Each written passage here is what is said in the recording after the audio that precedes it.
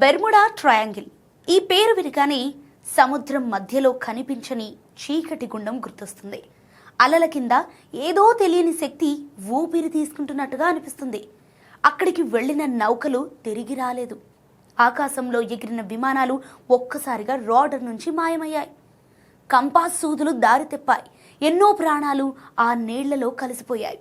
దశాబ్దాలుగా ప్రపంచాన్ని వెంటాడుతున్న ఈ రహస్యం వెనకాల నిజంగా ఏదైనా అంతీంద్రియ శక్తి ఉందా, లేదా మనిషికి ఇంకా అర్థం కాని భూమి రహస్యమా? ఇప్పుడు అమెరికన్ శాస్త్రవేత్తలు చేసిన ఒక సంచలన పరిశోధన ప్రపంచాన్ని షాక్కి గురిచేస్తోంది. బెర్ముడా ట్రయాంగిల్ మిస్టరీని మేం ఛేదించామంటున్నారు సైంటిస్టులు. ఇంతకీ అమెరికా శాస్త్రవేత్తలు ఏం చెబుతున్నారు? నిజంగానే బెర్ముడా ట్రయాంగిల్ మిస్టరీ సాల్వ్ అయిందా?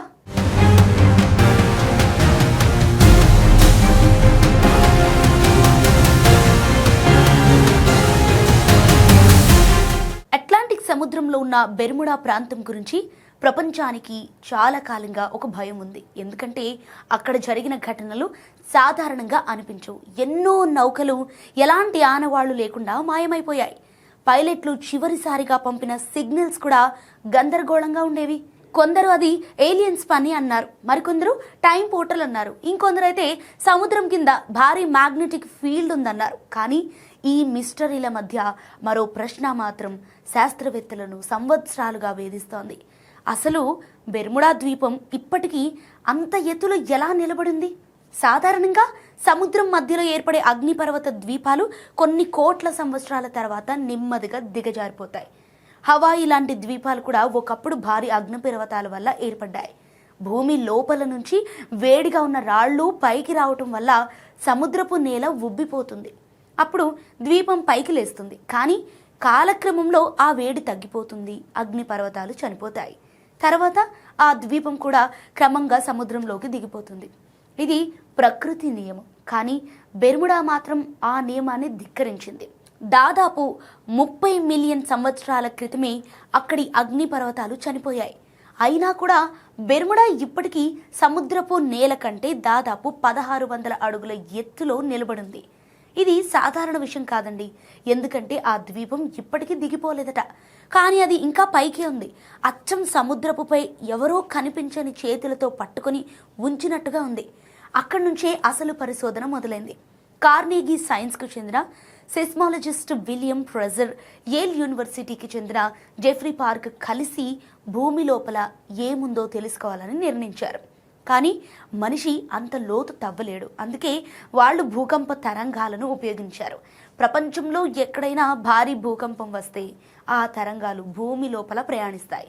అవి ఏ పదార్థం గుండా వెళుతున్నాయో దాన్ని బట్టి వాటి వేగం మారుతుంది. సో అదే ఆధారంగా భూమి లోపల ఎలా ఉందో అంచనా వేయొచ్చు.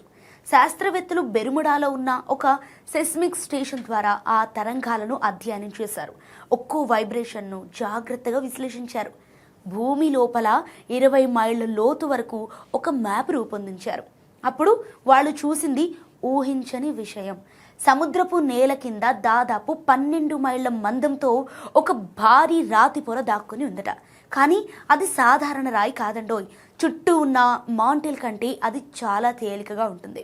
అందుకే అది నీళ్లల్లో తేలే తెప్పలా మొత్తం బెర్ముడా ప్రాంతాన్ని పైకి మోస్తుంది.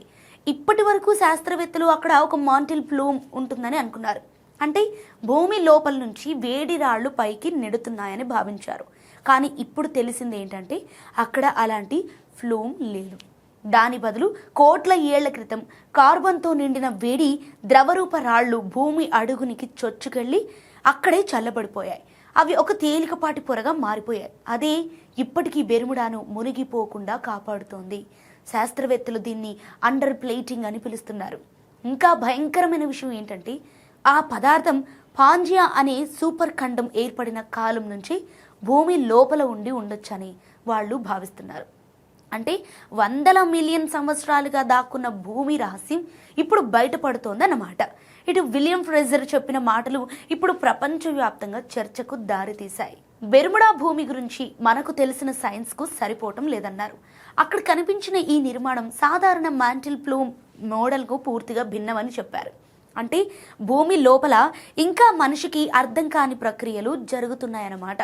ఇప్పుడు శాస్త్రవేత్తలు ప్రపంచంలోని ఇతర ద్వీపాల కింద కూడా ఇలాంటి నిర్మాణాలు ఉన్నాయా అని వెతుకుతున్నారు.